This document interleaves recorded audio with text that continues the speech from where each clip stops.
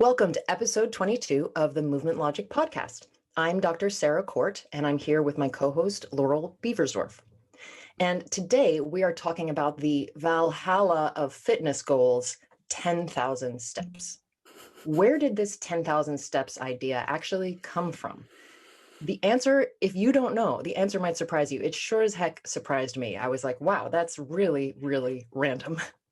With that said, we're also going to investigate the value of step tracking generally and walking for exercise. How many steps do we actually need, right? Is 10,000 really the true number? Does it depend based on our age, our fitness levels, other parameters? And then how to quote unquote, get your steps in, which is a phrase I hear all the time. I mean, we'll joke like crossing the room, oh, I'm getting my steps in, so how do you get your steps in without becoming so just completely obsessed with the number or cheating to make the tracker happy? Like I also have friends who will just sit and do this with their arms so that the tracker will ping and be like, you did it, so. Can you verbally describe what Oh, sorry. Yes, I realized I just did on an audio setting. So what I did was I just waved my arms like I was running while I was sitting down. I just hit the microphone as well. I have a lot of friends who do that to get to close the circle or whatever the thing is on the app on the iWatch. I don't have it, but I think it's like the circle's close or something. My health insurance randomly has this thing where it gives you a number of steps to do per day based on what it's tracking as how many steps you're doing. And then it gives you $1 if you meet those step requirements, up to $100 a year. So I for sure have been up at I should have been going to bed, but instead I'm holding my phone because I don't have the Apple Watch. And I'm just pacing back and forth in my apartment, trying to get that last 100 steps to get my $1. My goodness. So, clearly I'm motivated by money, but we're going to look at all this sort of step tracking and how useful walking is as a, general fitness way to exercise. So as you all know by now, Laurel and I are coming at this from different perspectives. I'm a physical therapist. Laurel is a strength coach and a yoga teacher. And while we decided on this topic for our conversation, we haven't had this conversation before. Neither one of us, I don't think, particularly tracks our steps. I know that I don't really anymore, except for when I'm getting paid to do it. But this is a very popular fitness convention, and we both have some opinions about it that we want to share with you. So let's do what we do, movement logic style, and dive in a little deeper. 10,000 steps a day has become a benchmark that a lot of people use as a way to stay, quote unquote, healthy, and to make sure they get enough movement into their day. There's recent research that estimates over 500 million people worldwide use a step tracking device, which is kind of wild. It's a lot of people. So, Laurel, I have a question for you. Do you know how and when and where this 10,000 steps number originated? Now, she may not remember this, but I accidentally gave Laurel a clue because she asked me to share the research paper that came up with this number. And I had to tell her I couldn't because it's not a number that research came up with. Yeah, because you know what I was going to say is I thought it was a marketing device from Fitbit. That would be my guess. Oh, like Fitbit itself came up with 10,000. Was Fitbit the first tracking device that was really super popular? In the digital age, probably yes. But I think there were much more sort of simple things that didn't sync with your phone and things like that sort of prior to this. Okay. So the answer to that is no, that's not the correct answer. Okay. Do you have any other guesses apart from Fitbit came up with it? No, I don't. I can't imagine how you would even test that. But anyway. There's literally no chance that you would come up with this answer on your own. Listeners, I made up 2 possible sources, and then I have one that is the correct answer. So I'm going to read these 3 options to Laurel, and you can play along at home. And Laurel's going to guess which one she thinks is the correct answer. Okay, here we go. So is it option A, as part of the promotion for the 1994 film Forrest Gump, in which Tom Hanks memorably runs back and forth across the country for, I think, 3 years, Nike developed the first ever pedometer that clipped onto a sneaker. It was so successful that it sold out in days. Nike's ad campaign used footage from the film and the tagline, 10,000 steps a day, just do it. Okay, so that's option one. That's option one. Or A, rather. Option A. Option B, in response to growing concerns over the health of everyday Americans, President Lyndon B. Johnson introduced the President's Challenge in 1968 that aimed to encourage all Americans to, quote, make being active part of their everyday lives. Participants would receive awards based on their activity level that they would manually record in a log. One of the awards was for walking at least an hour and a half each day. And when pedometers were later developed, that was translated into 10,000 steps. Okay, so that's B. Or C, in response to the popularity of the 1964 Olympics, Japanese company Yamasa created the first ever step tracker called Manpokai, which translates to 10,000 step meter. The marketing slogan, "Let's walk 10,000 steps a day," was catchy and inspiring, and it became a fashionable fitness goal for everyday Japanese people. In addition, since 1,000 is a lucky number in Japanese tradition, this number of 10,000 was seen as auspicious. Okay, so is it A, Forrest Gump and Nike? Is it B, Lyndon B. Johnson and the President's Challenge? Or is it C, the 1964 Olympics? What do you think? Wow. So one of them is like a corporate marketing scheme. The second one is this U.S. government initiative. And the third one is like an international Olympic thing. I'm going to go with A because I feel like the corporations really know how to drill ideas into people's heads. That's an excellent answer. Unfortunately, it is incorrect. Okay. Dang it. I wonder what everybody at home listening guessed. But the correct answer is C. It was this Japanese company that created the first ever step tracker in 1964. So actually, this answers your prior answer of like, did Fitbit come up with the first one? No.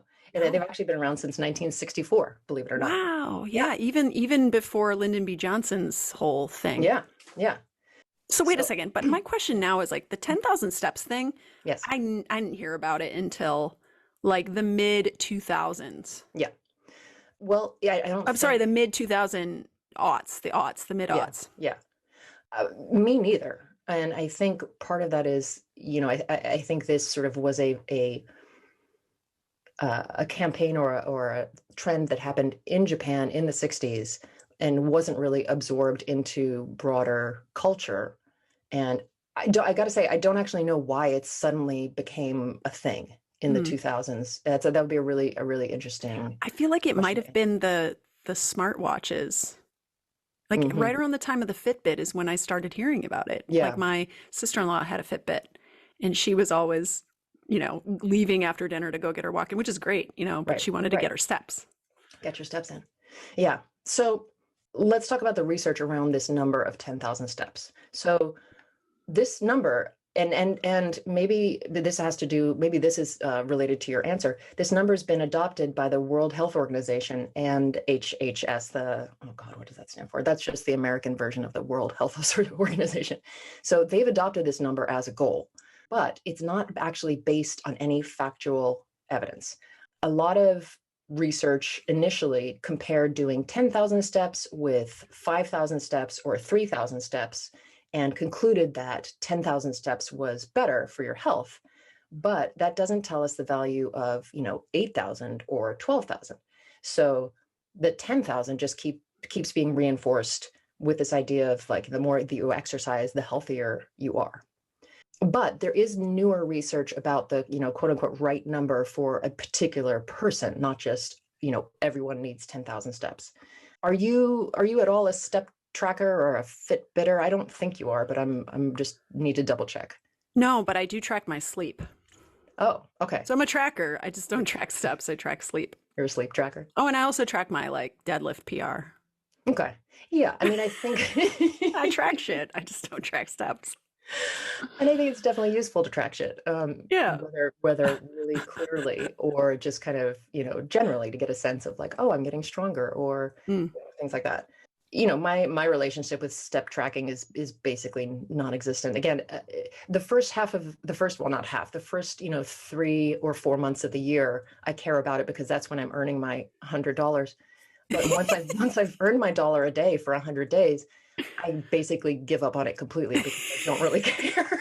So for me, if it's monetized, if there's money in the game, Yeah, we're that into it. external accountability. So Yeah. my husband was tracking his steps. We were living in New York City. He was a public school teacher, and he basically just didn't sit down all day. And so he Hmm. would rack up like 14,000 steps.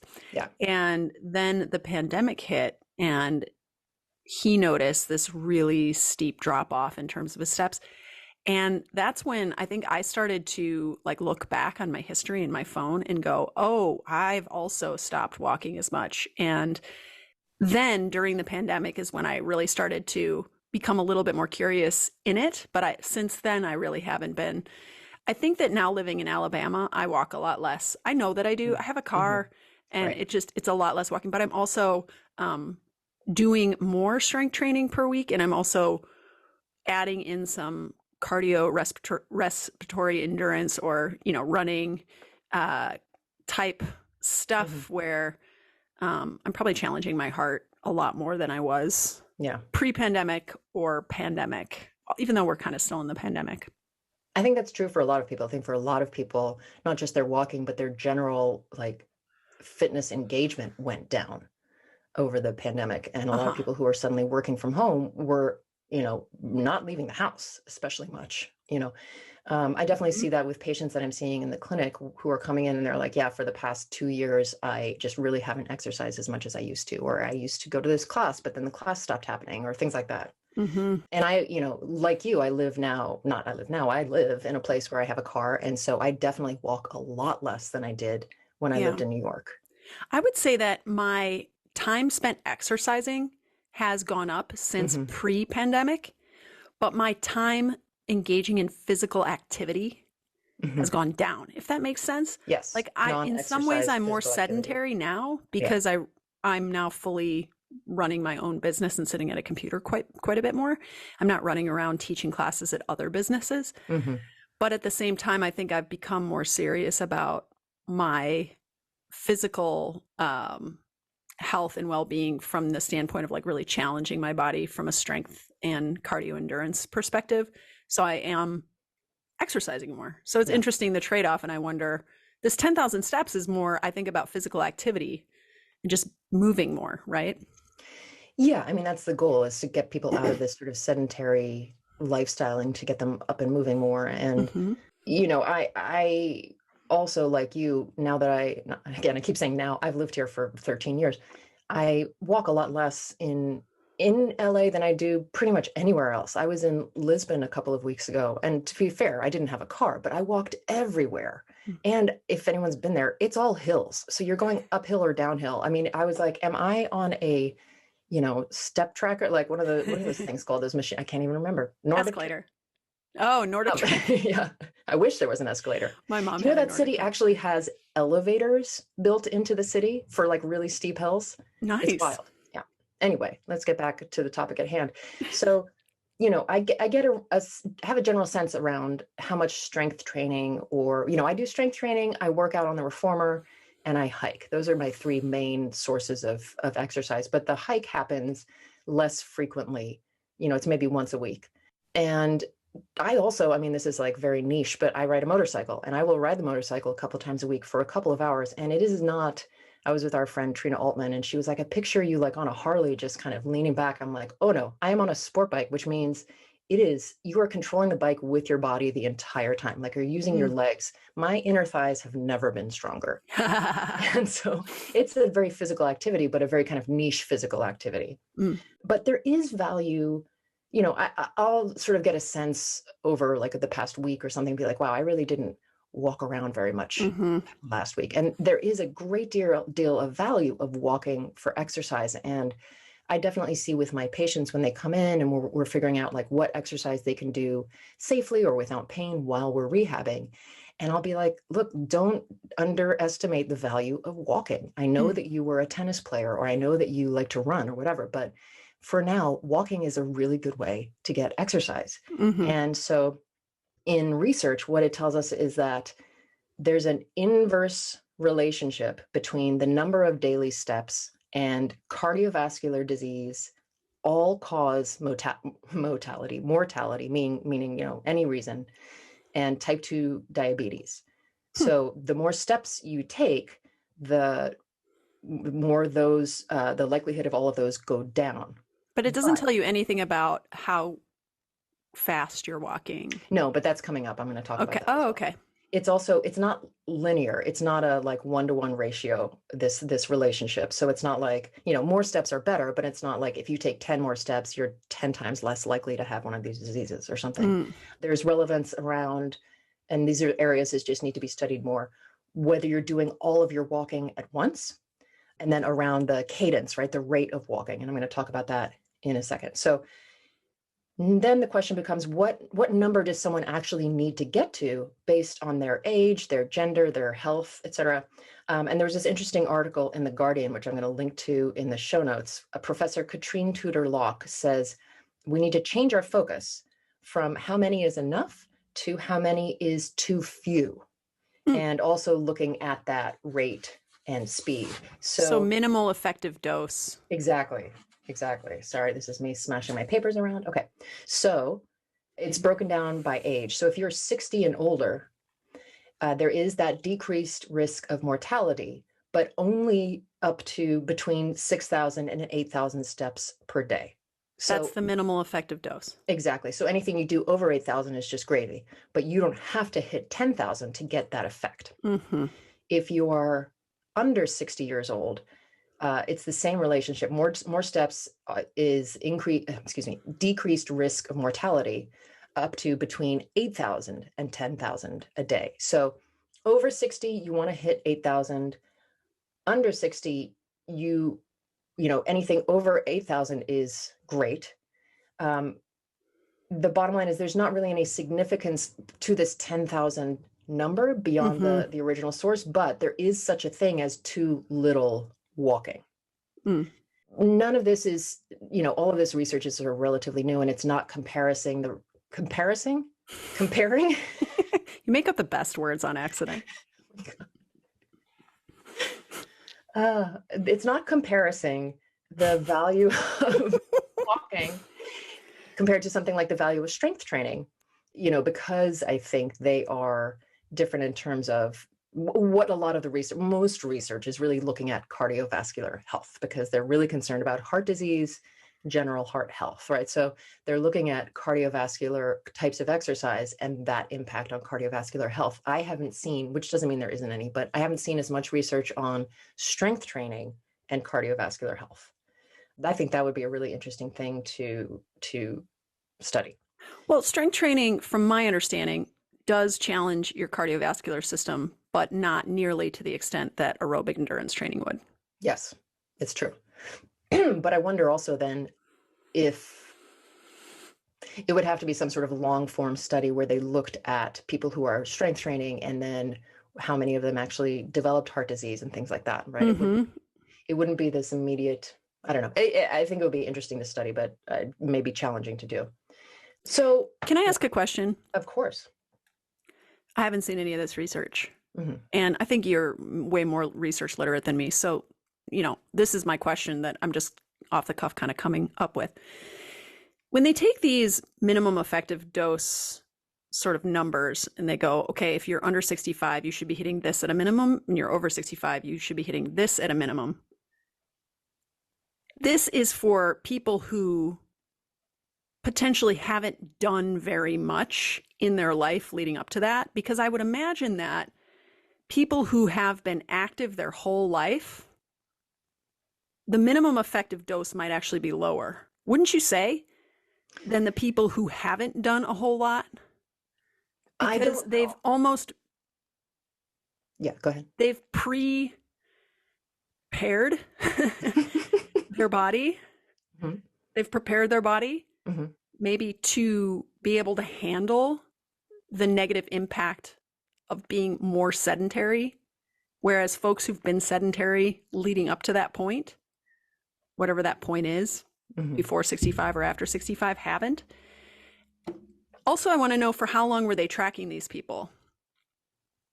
Like, So the for second, how yeah, many, how long of a time were they actually studying how long these people were yeah, walking this number of steps per day? it's a good question, and I did not write it down in my notes. So Okay. I think the studies that I looked at, I'll put in the show notes, but maybe we can answer that in the show notes as well. But to go back to your first question, Mm-hmm. um, have you heard the phrase "use it or lose it"? Oh, So y'all. this is the thing. On a sort of, so I want to go micro and macro. On a micro scale, what they have found, and this is a bit of a bummer, is that even if you and I do a strength training workout that's, a lot of work and it's 45 minutes, if I then spend the rest of my day sitting down, it doesn't really matter that I did that workout in terms of, I believe, cardiovascular health or just health generally. On a macro scale, if I've been generally extremely healthy my entire life in terms of the amount of exercise or the amount of sports I played or whatever, yes, that sets you up to be in a really good position because you're not starting from this 0 point. But when they look, they'll do like an MRI of a 70-year-old cross, like through their thigh, for example, so that you see the bone in the middle, you see the muscle, and you see the fat around it. And for a 70, there's this really famous picture of like a 70-year-old who is a triathlete, and it's, there's the bone, and the bone actually looks super healthy, unsurprisingly, and it's a lot of muscle and a little bit of fat. And then they side by side compare it to a 70-year-old person who's sedentary, and as you would expect, the bone is not as strong, Mm. there's not as much muscle, there's more fat infiltration into the muscle tissue. So it's not that I think the numbers are just sort of like, you do have to continue to be Mm. active in order to continue to stave off concerns around cardiovascular health. I don't think it's like your savings account where you've just banked all of this and then you can coast for the rest of your life. I think it generally sets you up to be in a much better position if Mm. you have, because your health is probably better. Your habits are already there, they're ingrained. But it's not like you hit 60 and then if you sit down for the next 25, 30, 40 years, it's totally fine because the first part of your life you worked out a ton. Yeah. Um, So what I do know is that we lose cardio respiratory capacity much faster than we lose strength and muscle. mhm, And so a lot of these losses, which in the strength and conditioning field are called detraining, mhm, but what we might generally know as deconditioning, happen at different rates depending on the system involved. So for strength training, the strength training's impact on cardio health it's there, it's something, yeah, but it's just not the way to challenge your cardiovascular system. There's a real kind of ceiling to that, where you're going to hit the ceiling and then you're not going to be able to push it any further than that. So because you're never going to reach a high enough VO2 max while you're strength training yeah. to improve that. Could you VO2 just max is for our the listeners, yes, rate thank of you. oxygen. Yeah, the amount of oxygen your body is able to use as fuel. Oxygen uptake, I think, is a nice, more friendly term to use instead of VO2 max. So the amount of oxygen your muscles are able to use to propel you, that your whole system, your whole body, your system of systems is able to use to keep you moving forward while you're running, for example. And the better you get at being able to utilize oxygen, the more your cardiovascular abilities improve. Yeah. Strength training, you're going to hit a ceiling really quickly on your VO2 max if that's all you're doing. Yeah. And so they find that people who do cardiorespiratory endurance training and strength training tend to see more benefits in their ability to perform cardiovascularly than they do in their abilities to perform well in their strength endeavors and their strength performance. However, I have heard that people with cardiorespiratory, higher levels of cardiorespiratory endurance who are doing cardiovascular training recover faster in their rest periods while strength training. So that's interesting. Oh, interesting. And completely anecdotally, I have found that my strength training has made the hiking that I do, that is, uphill, uh, better. I fatigue much less quickly, and I recover Mhm. much more quickly. And it's not because I'm doing any more hiking than I'm doing. I can only attribute that to the strength training.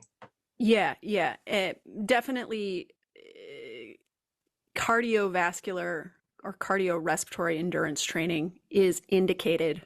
I'm sorry, strength training is indicated for Yeah. cardiorespiratory endurance athletes. What the strength folks, unfortunately, are often, I think, erroneously touting on Instagram and the internet is that cardio will wreck your strength gains, Mm. which is not true. And my question to those folks is, how long do you want to live well? Because if you're actually never challenging your cardiorespiratory system, Mhm. you're more likely to get heart disease. You're more likely to have vascular disease. So do you want to have huge ripped muscles I mean, now and then have yes. heart problems later? No. Or do you want to actually be able to do all of this for longer? And That's maybe recover between your sets faster too, right? So Do the you other happen thing, to know, sorry, do you happen to know where that idea came from? Because I've never actually heard that, but that's unfortunately, it's kind of baked into the literature. So the textbook, the NSCA textbook, The Essentials of Strength and Conditioning, Mhm. talk about combination training. So combination training is when you combine cardiorespiratory endurance training with anaerobic training or strength training, Mhm. for example, is a form of anaerobic training. And the idea is that it only works in one direction. Kind of what's communicated is that it's best for cardiorespiratory endurance athletes or cardio endurance athletes to do strength training because the strength training supports the biomechanical demands of running, for example. Mhm. You're maybe less likely to suffer the types of injuries that runners suffer if you have stiffer tendons, if you have stronger muscles, and maybe stronger bones, right? Honestly. And that all makes sense.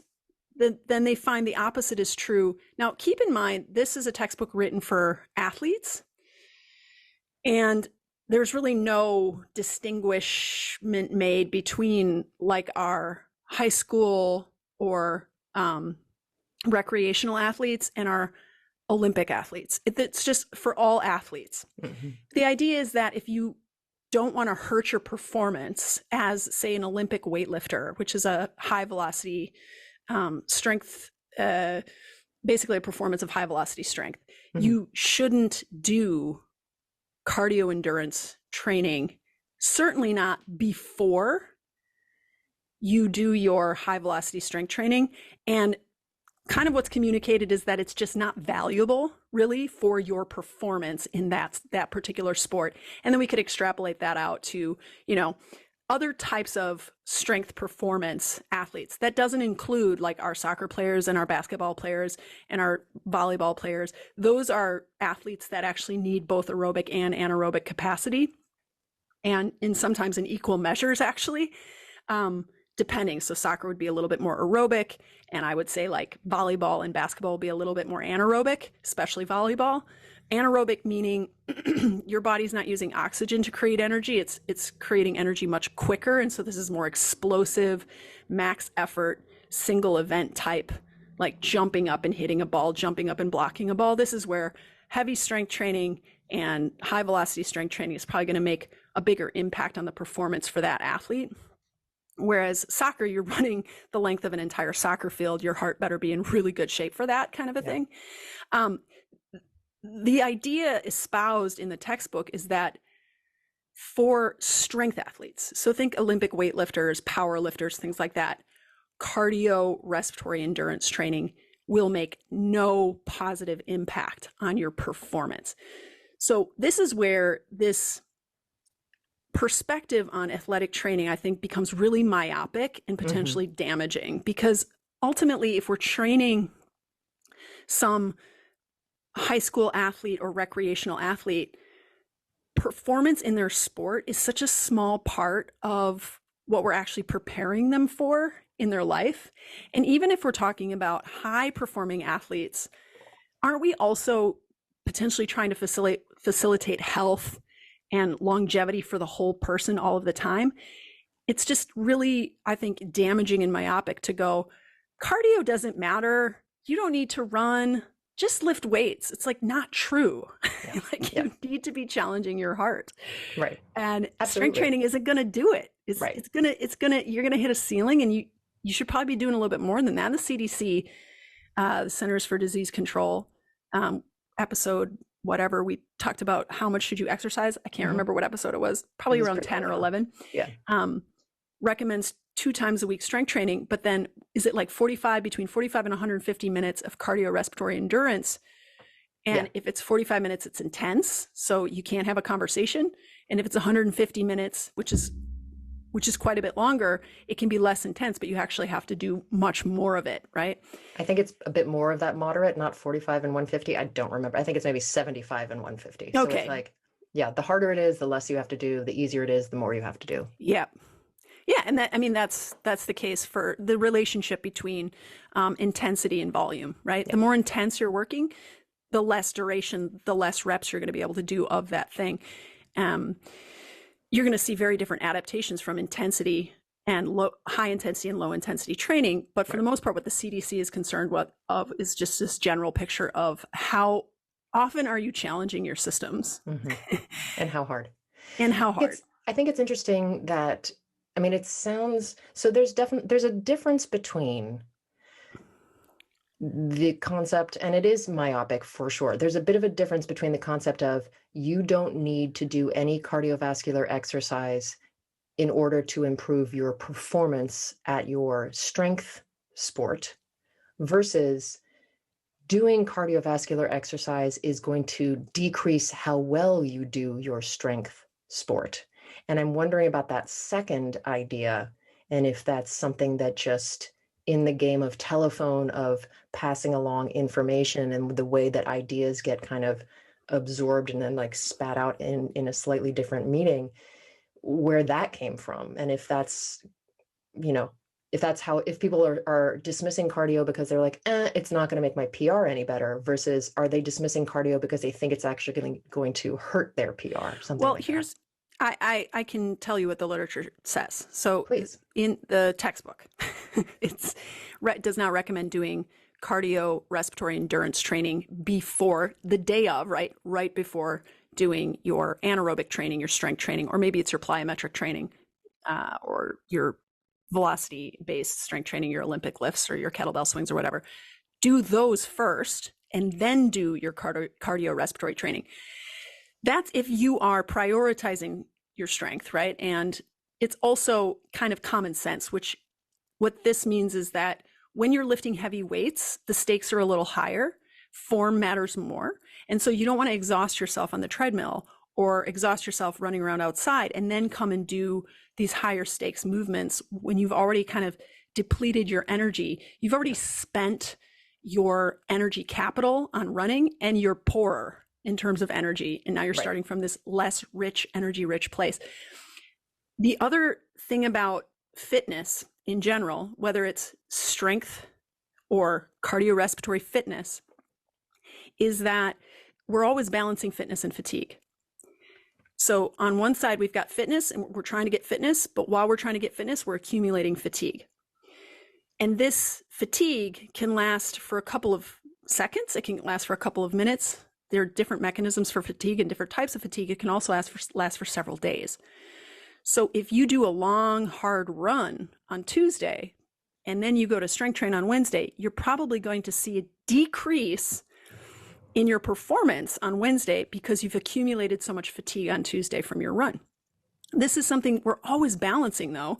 And so if your priority is on strength and strength performance, then what you would do is you would strategize when you're doing your cardiorespiratory training so that it is deprioritized and you're not taking away from, in other words, you're not allowing it to bring you to this very fatigued state before you are going to perform your strength training exercises. You would perform your strength training exercises and then you would be less energy rich, more fatigued in your cardiorespiratory endurance training. Now, what if your cardiorespiratory endurance athlete, or you're prioritizing, your performance in running. You want to be able to run faster, you want to be able to run longer, you want to be able to do races, or whatever your goal is. You wouldn't necessarily start with your run and then do your strength training even there, right? But what you might do is you might take a whole day to just work on running and give yourself the rest of the day to recover, and then do your strength training the next day from, maybe not a fully rested and unfatigued state, but you would allow yourself to be most energy rich and most prepared for your runs, because that's really where you want to shine. That's where you want to be able to give it your all so that you can improve your performance. It's a balancing act. It's always a balancing act. We're always balancing fitness and fatigue. And it seems like it also really depends on what your exercise, fitness, movement priorities are. And then as a result of that, what are you going to prioritize versus deprioritize? But I don't think there's really anyone out there except for maybe, performance level athletes who, for whatever reason, Olympic weightlifters, for example, who should, they probably shouldn't anyway, but only do one or the other, let's say.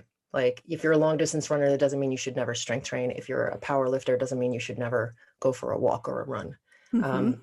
And for the rest of us, ordinary human beings, there are these parameters being set around number of steps a day that are age-based. There's also, I think we can all sort of have a sense in ourselves of how fit do I feel right now? And it's a kind of a nebulous term, but for me, at least, what it is it's not a day to day, it's a sort of weeks or a month feeling. And I can tell in the chunks of time where I haven't done as much of any kind of exercise, let's say if I've been like super busy with work or I don't know, I feel less, quote unquote, fit in my body. I can tell, like, I don't feel as strong. I don't feel as energized. I feel more sluggish. It impacts my mood in a huge way, So I think for the rest of us ordinary people, getting a sense of like, what is the amount where in my life, I now feel like I can live it in a way that I feel really good and optimal, and how much sort of on a weekly or monthly basis does that mean I need to do of exercise of any kind? And then, getting even more nitty gritty, which kind makes me feel what, and absolutely. I think, for us regular people, it's a really good thing to start to try to track and get a sense of. And it's always hard to, if you've had a few weeks, it's true for everybody. If you've had a few weeks where you haven't moved as much, it becomes increasingly harder to motivate to start up again. And that is where, to bring it on back to walking, that's where I think walking is actually a really great sort of bridge in a way, because, if you haven't done your strength training for a while and you're like, oh God, pick up some weights, it's going to be so heavy. Or like if you haven't gone for a run, you're like, oh God, the first mile it's going to suck. I ran so long. Or, if you've had a day where you're like, oh God, I've been sitting all day and I don't know, I'm just going to go home and sit in front of the TV. That's where a 20-minute walk can actually start to really change things and get your body some of that endorphin again and get you back into this habit and feeling of wanting to move, right? Because it's sort of self-propelling, but you have to give it a push in the beginning to get it going. It's like those toy cars where you have to drag them backwards first and then you let them go and they go flying across the room, right? Yeah. But like that first part of like, you kind of have to do the work yourself. And then the impetus for it and the habit kind of tends to take off a little bit from there. So I have another question for you. What are some ways to get more walking into your life without being, hyper focused on this number or, getting your steps in or things like that? Do you, Laurel, have any habits that you try to use or that you suggest to people that emphasize just kind of that getting up and moving around, separate from these are the, times that I'm saving for exercising and working out? I don't necessarily, like, for example, I'm not a super like Katie Bowman type person where If I people don't like know, remove all the furniture from my living room so that I have to sit on the floor, or like park 3 miles before I get to the grocery store so that I have to walk the 3 miles to the grocery store and load up my backpack with my groceries and then hike the remaining 3 miles back.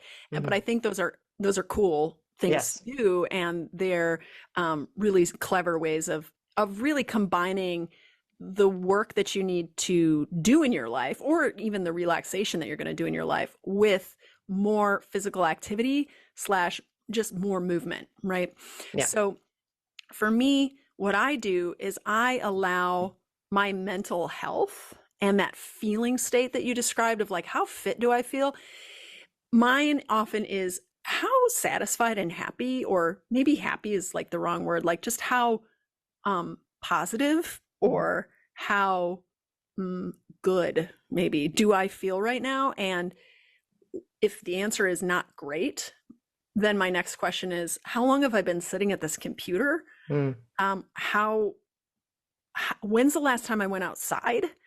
And that's my indication to stop, grab, some water, get some little energy in my body, and like, let's just go for a walk. And the walk could be around the block and take me 10 minutes, or the walk could be all the way along the trails of this land preserve I live next to and be an hour and a half, or anywhere in between, depending on how much time I have. I really allow my mental health to sort of spur me to get outside. That's big. And then usually when I'm outside and I'm not doing putzing around the yard or whatever, I'm walking, and walking for me is really, really beneficial for just my mental health. Yeah, absolutely. Feeling better. And I think if someone has a schedule like you and I do, where it's not, I go to a place and I stay there all day and then I leave the place and come home. We're fortunate in that we have the ability to say, you know what, I'm going to put down this project I'm working on right now, and I'm going to go outside for 20 minutes and walk around. Yeah. For my patients or my clients that I see who have desk jobs, and I think more and more corporate culture is understanding that like forcing their employees to sit at a desk without moving all day is detrimental. And so I think there's generally more of a sense of, it's okay if you see someone like getting up and stretching at their desk. It's not weird. Like, I think more and more people are doing stuff like that. But what I tell people who have, desk job or like a job where you're just facing a computer all day long is, you set a timer, and if it's possible, get up every 40 minutes, hour, whatever time block is reasonable based on the sort of the way that your tasks are set out during your day. And so that's even just a like, get up, move around, stretch, maybe take a lap around the office or something like that. I tell people, like, if you're on a conference call and you are not, if you're just listening, because there's so many of these where it's like, everyone call in and just listen. If you're just listening to a conference call, put it on speaker, mute yourself. And, if you can, just take it on your phone and go for a walk. If that's not an option, get up from your desk, move around, stretch. Again, like maybe take it on your phone and just walk around the office. And this is not steps. Well, it is steps. Technically, it's going upwards. Take the stairs. Take the stairs is like the easiest, quickest way, I think, if you live in a world where you have to use an elevator, or there's a lot of steps, that you can really get it in. I mean, this is something I do when I travel, when I fly, and then you have to you get off the plane, and even if you got up and moved around a bit, it's still pretty brutal.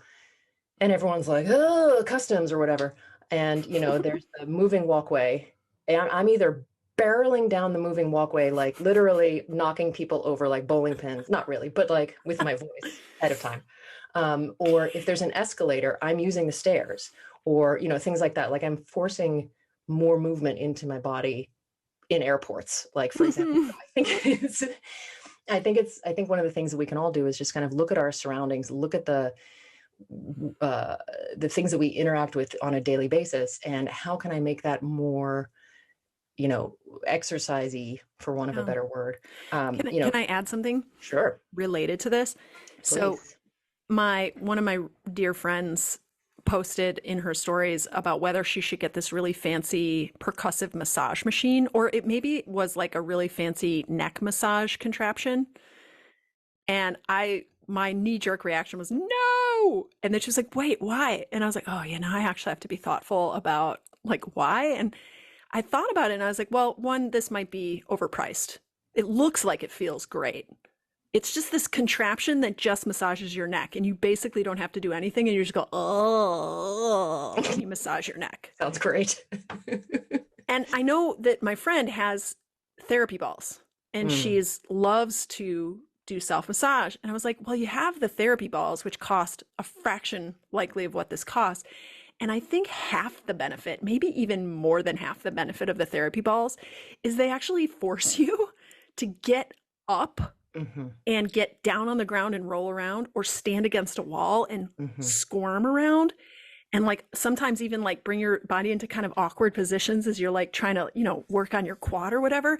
I feel like that might be the majority of the benefit of them is that because they're so basic and so effective and so affordable too, these are really positive traits and they actually get you up and moving in addition to the ball getting your tissues moving, right? And it feels good and all the good benefits of that. Yeah, I think that's true.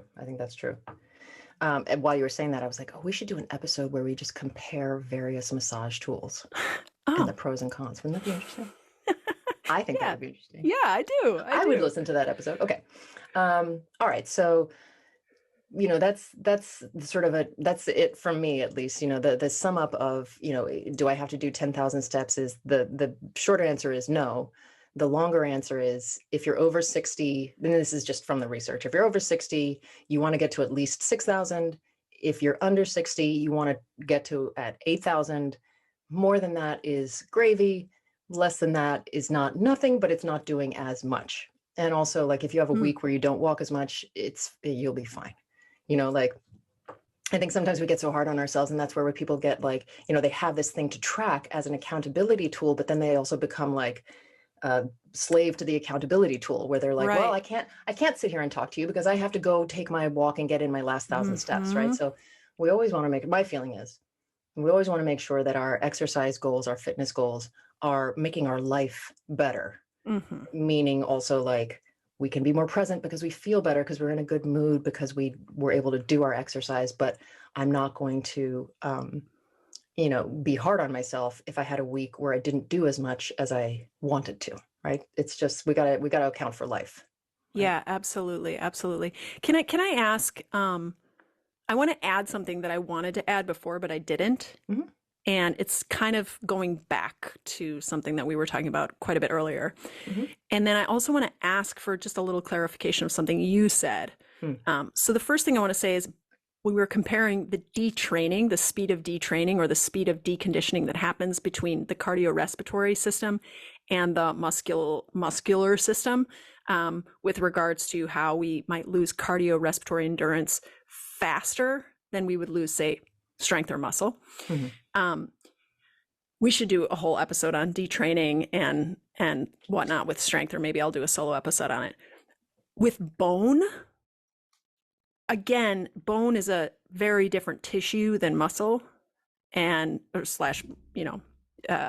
protein. Bone is muscle protein. It's a very different tissue in the sense that it's during the growth phase of bone that we have the most potential to improve our bone size, which is potentially the biggest factor with regards to bone strength. And so this happens around puberty and before our bones stop growing. And so I just wanted to say that when we're talking about how much we need to do in order to not backslide and enter a deconditioned state, it really depends on the system that we're challenging. Bone strength later, after bone growth stops, right after the bones stop getting actually bigger in diameter or longer in length, is largely, I think, dependent on bone density, right? And the laying down of collagen, right? And so that's something that we get from strength training. It's something we potentially get from impact training as well. And what I think we're largely trying to do as we especially approach older age is prevent bone loss, right? And so that can happen while we're trying to prevent muscle as well. And depending on the type of impact training, it can also be kind of coupled with a more cardio endurance, cardiorespiratory stimulus as well. But I guess when we talk about like how fast we're going to lose something, we should really get maybe a little bit more specific about what we're trying to maintain. So in this episode, we're talking about just physical activity, just being more physically active, walking being a very low intensity physical activity that we could just simply probably most of us be doing more of. But if we're talking about bone strength and we're talking about strength, walking probably isn't going to be the way that we increase those capacities and the way we prevent detraining or deconditioning of those particular capacities. I just wanted to kind of go back to that. Absolutely. And not only is it not likely, it's just not. It's not going to it. And Amen. and I talk to a lot of my older patients who they're like, yeah, I love to go on walks and I go to yoga. And I'm like, you need to start lifting heavy things. Yeah. You know, you absolutely need to. It's not a question of maybe. Yeah. So yes. Yeah. Awesome. The other question I have for you is you said something along the lines of, if you do your strength training workout, but then you do nothing for the rest of the day, it's almost as if the strength training workout never happened. Is that true? Well, okay. But that is speaking. Wait a second.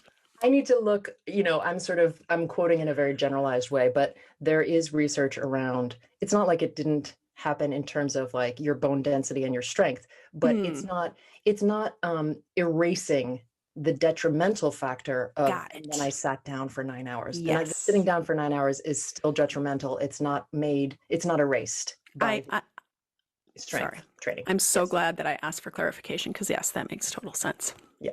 Cool. Yay. Cool. Woohoo. All right, everybody. Well, a note to you, you can check out our show notes for links to references that we mentioned in this podcast. You can visit the Movement Logic website where you can get on our mailing list to be in the know about sales on our tutorials. You can watch the video version of this episode if you want to see what our faces look like while we think out loud and what our recording spaces look like. I recently got a reformer in my office here at home, which I'm very excited about, but it means the Tetris that is going on in this room that you can't see, but I am looking at has gone up a level. Like, remember when Tetris was like, oh, now I'm on a hard, oh God, they're coming faster. And it's really quite manic in here. Thank you so much for joining us on the Movement Logic podcast. Finally, it helps us so much. If you like this episode or any of our episodes, to subscribe and rate and review on Apple Podcasts, on Stitcher, on Spotify, wherever you get your podcast. If you have a question that you'd like us to discuss, one of the easiest ways to get it to us is pop it in that review that you're going to write about how much you liked this episode, because we read them and it makes our little hearts just a little bit bigger to know that you are also enjoying the podcast. Write a review. Thank you all so much, and we'll see you next time.